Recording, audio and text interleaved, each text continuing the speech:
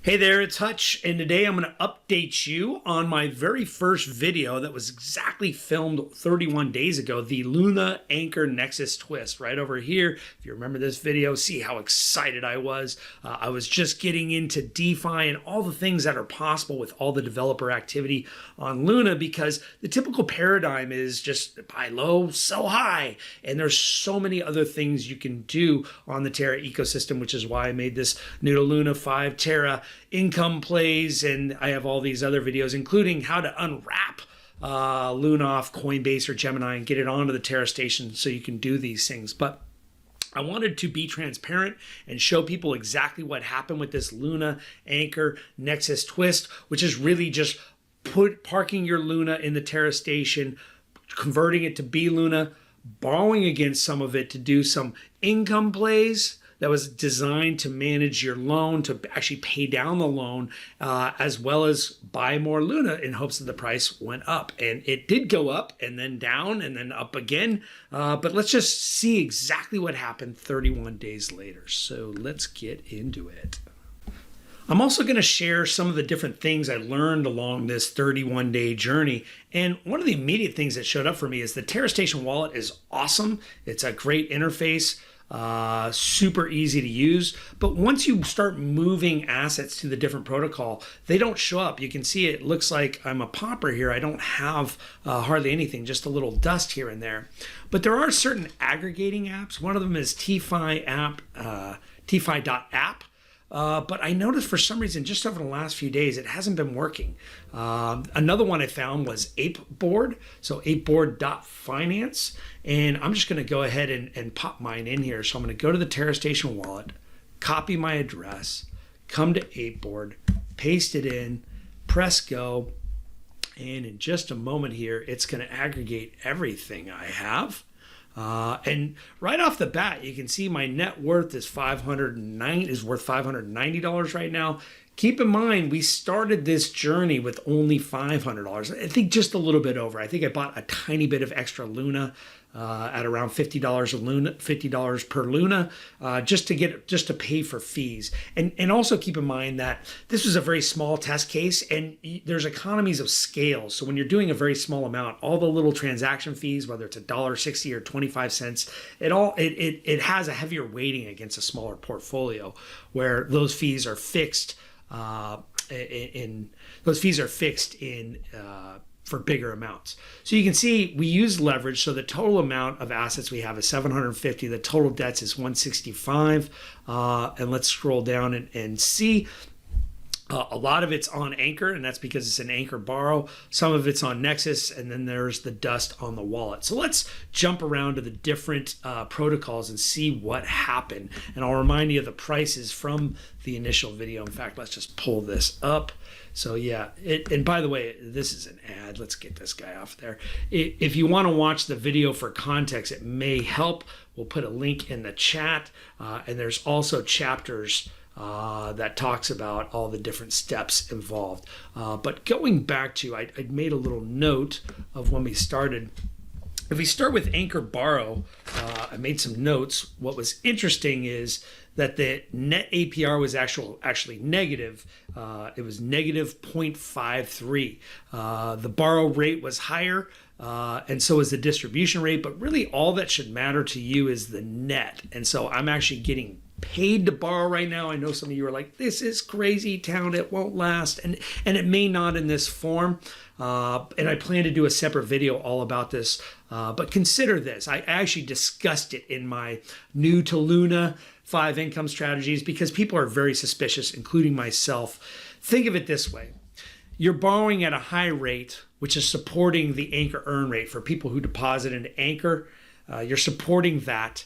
And you could say, well, wait a second, on earn, they're earning over 19%, and here they're only collecting 18%. But some of that, keep in mind, I'm parking bLUNA here. In fact, you can see I have 10.169 bLUNA parked here. Anchor is earning the staking rewards on that. So really they're collecting 18% plus, somewhere between 8 to 10. In fact, let's just see what the staking, if we go to the dashboard, we can see what the staking yields are right now is approximated at 8.49%.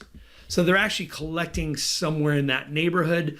But this is where people get hung up. But distribution wise, they're paying me 20.57% of my borrowed amount in Anchor token. And I can go to my page and see right here. And some of you, just alarm bells are ringing saying, why would they do that? You can see I've earned 1.02 of an ANK from the UST borrow. So essentially the $442 that I'm borrowing, that's what I have parked as collateral. I didn't borrow that much. If I go back to borrow, that's how much I have parked as collateral. I borrowed 165, but the values that I borrowed, I'm getting paid Anchor token, and I know that makes a lot of you very suspicious. Oh, look, it actually went down a little bit as I speak. Shh, just be quiet. Be very, very quiet. Think of it this way. This is a new protocol, and Terraform Labs is trying to promote usage of UST. And so they need to have a high earn rate to get people to mint UST. And so how they support that is to get people to borrow. Well, people aren't going to be too excited to borrow at this rate, but they may be more excited if they get this distribution. Can it last forever? Absolutely not. But if this was a normal, call it VC startup, venture capital startup, they'd be giving away tons of tokens for pennies on the dollars to early investors, and they'd still have to market and advertise for users. In this case, they're just giving the token away to early users to encourage usage, which is very, very cool. Will it last? Probably not. Will staking yields go up for Luna? Probably, which could help support it. And let's face it, 19 is great, but we'd probably take 9 or 12 or whatever that is. But for now, it is what it is. And we decided to take advantage of this opportunity. So again, we have 10.169 Luna. The Luna price when we started was actually, it went down to 49.68 by the time we actually got our Luna on here. So this is going to be the biggest driver, which is what I said. The strategy in the beginning was to use a safe amount of leverage to increase your exposure to Luna, because even back then, 49.50 was really close to an all-time high. It was still undervalued, and I still think it is. But none of this is financial advice. Y'all have to do your own research.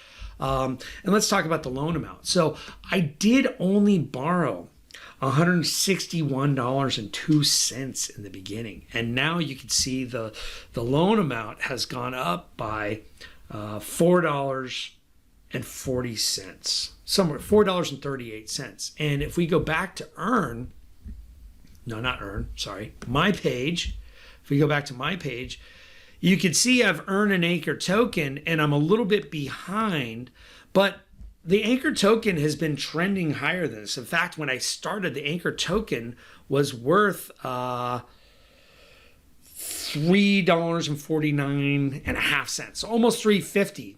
So it's gone down. And had I cashed out this, like had a bigger amount, and whether I staked the Anchor token here or whether I cash it out along the way, I would be closer to even on my borrow position. So I think that's definitely worth noting, that even though I'm a little bit upside down borrowing, and looking back over the 30 days, 2% in either direction is a pretty big swing. It was usually like around 1% plus or minus the whole time. I think it was probably negative a little more than I was positive, but still the ability to leverage that money into other things is pretty attractive. It's also worth noting that my borrow APR started at 32%. So if I just click this, I started at 32%.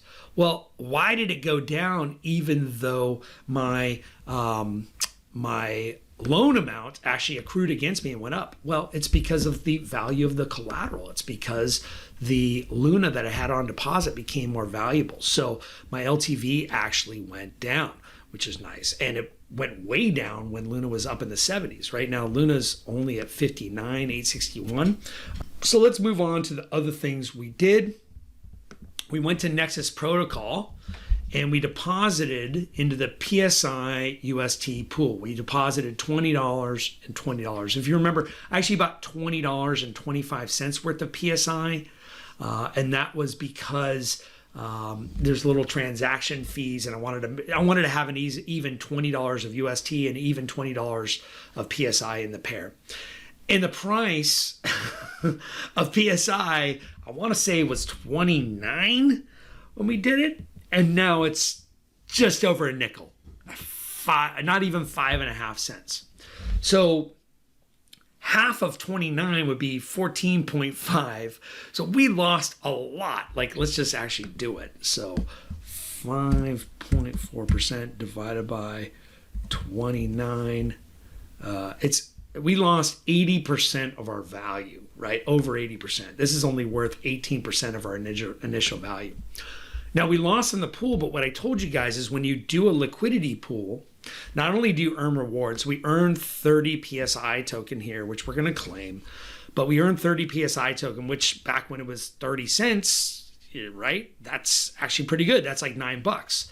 When it's worth a nickel, that's worth just over $1.50. But still, we earn these tokens, and we could have been cashing them out. We could have been adding them to the farm all the way down. We didn't. We just kept them there. But even just look at the value of the pool. It's equal parts. So $8.83 of UST plus 162 plus 62 times 0.054. It's almost exact. The exact amount. I believe it is the exact amount. I'm just, for whatever reason, their rounding it's a rounding error. That's a very popular saying these days. But if we just multiply this times 2 to see how much we have, we put in $40 and it's worth 17. And we didn't lose 80% because this divided by 40, we only lost 57%. So although this is not a great result, and we could have optimized it by claiming these farming rewards, whether we added it to the pool to make this kind of auto compound, or whether we cashed them out along the way, we could have been in a better spot. But notice these pools are more resilient to loss. And back then, I want to say it was earning 100, I forget what, like over 100%, I think like mid 100%, 140, 160%. Now it's only earning 81%. Regardless, if things would have gone up, we would have been better off. If they would have stayed same, we would have been better off. If they would have went down even a little bit, we probably would have been down a lot better off. But notice that just this protects you from losses. And obviously, if PSI went up, this wouldn't be as good as if we just held PSI token. But we were doing this for an income play. It was a little bit of a risk diversifier. We could have used this to manage the loan. Like at any time, if our loan was going against us, we could have withdrawn the farm and we could have parked the UST. We could have used the UST to repay dollar for dollar on this anchor loan. We could have done that. We didn't have to. We had a pretty safe LTV the whole time. There you have it. So the other thing I wanted to bring up is what I didn't show in the last video that I learned about is Spectrum protocol has auto compounders, and there's more and more of these auto compounders coming up. But if I just type PSI, the same PSI UST farm, by using it on Spectrum, I can allocate. I don't have much to allocate, but I can choose auto compounding, and it has to do with those rewards that are just sitting here that I haven't claimed. They're kind of sitting dead. I didn't do anything with them. If I would have put the farm on Spectrum, they would have autopiloted and auto compounding these for me, which makes my yield. I don't think this is totally accurate. They haven't updated this. If you remember, it was 81%, but still 109%. It's not quite double, but you know, a large 180% more just from auto compounding. Looking back, I would have put it in Spectrum or one of the other auto compounding protocols, probably rather than Nexus itself. And what's actually happening when you use Spectrum, they're actually doing it for you. It's actually in Nexus. They're just taking those rewards, selling half for UST, and putting the whole thing back if you choose auto compound. If you choose auto stake, these 30 PSIs, or as I claim them, they actually just get staked and governed here. And I don't have any staked. This was, remember I said I bought $20.25 to start out. That's just what's left of that. Now, the other thing I did after that is I had $120 left. So we borrowed $40 of the 161. Part of the reason why it was 161 is those fees. Right? I think it was a $25 transaction fee, and then however much when you borrow, well, we can look at it here. if I want to borrow, you can see that there's a transaction fee that kind of goes up the more I want to borrow. And then it kind of caps out. Well, we're not going to get there, but it caps out at $1.60, even if you're doing massive loans. I don't have a lot of collateral to show you, but we borrowed 161, but really we just put to work 160. We put 40 in Nexus and we put 120 actually in Nexus. But what we did is we swapped some Luna, and we'll just look at it together for bLUNA. And by the way, I'm going to do a totally separate video on this either today or tomorrow with Phildo Baggins on swaps. So if you look at this, I don't have that much Luna, so I'm just going to do 0.1, but you can multiply this by 10 and 1 Luna, you can multiply this by 100. 0.1 Luna gets me 0.0112, so I'm getting an extra 1.2% bLUNA when I swap. And sometimes I've noticed that these numbers can be big depending on the volatility in the liquidity pool. Just like this is a liquidity pool in this farm for people who want to trade PSI and UST, there is a liquidity pool for Luna bLUNA. And so depending on how much liquidity there is and how much volatility, you can get really nice swap rates. Regardless, what we got at the time was we got 10169. So you can see since Luna's going up, and there's obviously a lot of people have money in the liquidity pool, we're not getting as favorable of a swap rate right now. But when we swapped Luna back then, we got 10169 instead of 101271. So what we did with that is we brought it back to Nexus protocol into the vaults, put it in the vault. Going to be richer than Do Kwon. Let's see here. I think it was paying in the high 8s then. Now it's paying 9.4. I suspect this is because they're using some leverage, and that the fact that the leverage is positive, it's getting a pretty good rate. So for the $120, we actually bought, I think they're rounding up here for us. We bought, how much bLUNA did we buy? I can't find that now. Hold on. Let's see. Swapped. Oh, 2.44. Well, I think it was a little bit less. 2.43. Oh yeah, 2.43688. So and I think they're just rounding up. But we had this just parked here in the vault because unlike traditional staking, if you go to Terra Station and you want to stake, you can stake it here and you can get the 8% paid out in some Luna, some dust of the different stable coins that are available. You can get that here, but if you want to, you have assets delegated. If you want to undelegate assets, they're locked up for 21 days where you can't touch them and they're still not even earning interest. And so the reason we chose the vault, back then it was paying a little bit higher APR as well. You do get paid in PSI token, which again, if we would have claimed this at 29 or 22 or 14, it'd be worth more than it is now. We didn't, we just let it ride. And so we accumulated 9.42 PSI tokens. That's in addition to the 30 we earned from the farm.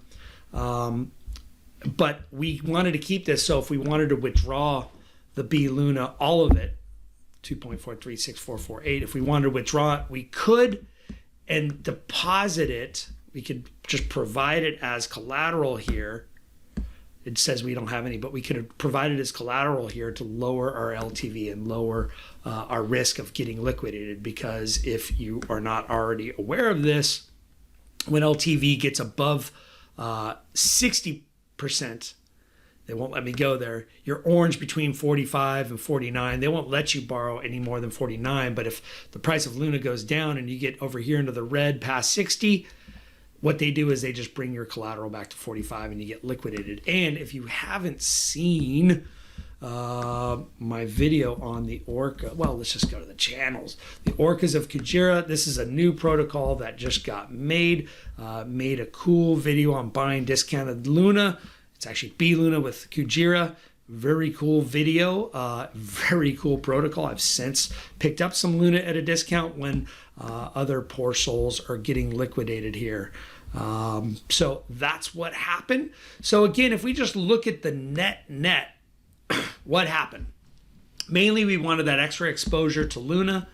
We only had 10 Luna. We deposited 10 Luna. We borrowed against the Luna to put a little bit in the farm to manage the loan and pay down the loan. The loan didn't really get away from us. In fact, I was just saying to manage the loan in case the distribution rate fell way below the borrow rate. We would want to pay this off very quickly. And to have a strong income play, obviously this is even better, to have the $40 earning, at least $40 or maybe $80 in a year to just bleed down, pay down that loan would have been great. Turns out it didn't go against us. We picked up some Anchor token. But mainly we got the extra 24% of Luna, 24% exposure to Luna. The price of Luna went up. And actually, let's just look at that. The price of Luna, that's transaction volume. Let's see this widget. Yeah, the price of Luna, was all over the place. So from here, right, we kind of bought a top for this strategy. We went down over Thanksgiving, bottomed out, shot up, right? We're kind of coming down. Nobody knows. We kind of bounced off what used to be the high. Nobody knows what's going to happen from here. But 31 days later, we had $500. We ended up with $590. What we could do is we could just liquidate things to pay down this debt completely. And we have $90 worth, or, $590 divided by 500. We got 18% more than what we normally would have. And that's with the loan accruing against us, Nexus token going down, Anchor token going down. Because if you look at what we have now, we got this little bit of Luna dust. We had this little bit of UST dust. And keep in mind, I did put a little bit more than 500 just with some extra Luna. So this probably isn't total. Maybe we made 15% more. Some PSI dust. We have all this bLUNA still just sitting in borrow as part of this collateral. It's not earning interest for us, but it didn't earn interest for us, right, at 8% per year. But we were able to borrow the money, use other people's money to increase our exposure to Luna because we thought that was going to be a better play. And we have the UST, that's what's borrowed. We have this liquidity pool. Oh, I guess, yeah, all together. We put in 40 with the rewards and everything. We didn't even auto compound it. We lost close to 50% of the value when the token lost over 80% of its value. And then we, of course, have the extra Luna that we bought plus rewards. That's the extra $140. So thought you all would like to see this. Remember, whenever you use leverage, it does incur additional risk. In this case, in this short time frame, it did work out to be a net positive for us. Had you, got scared and got shaken out here, you would have hated this idea. If you would have cashed out up here, you would have loved the idea. I don't believe in the short-term stuff. I'm like the original hodler. I'm just not good enough to beat the traders. But I do very firmly believe in the story and the tokenomics of Luna. And so I use this strategy to increase my exposure to Luna. I think there's a lot more protocols here. Nexus Protocol is a good team, a good development team, but there's so many coming out. You can check out Denku R's farm update. He comes out with them very regularly. I think I'll put one in the chat, and I think a card up there to see what's hot these days. But you have to stay on top of it by by keeping up with the community because it just changes so fast. Y'all should subscribe to my channel down there for periodic updates. Follow me on Twitter, and I'm going to keep pumping this stuff out. Hope you enjoyed this, and we'll see you soon.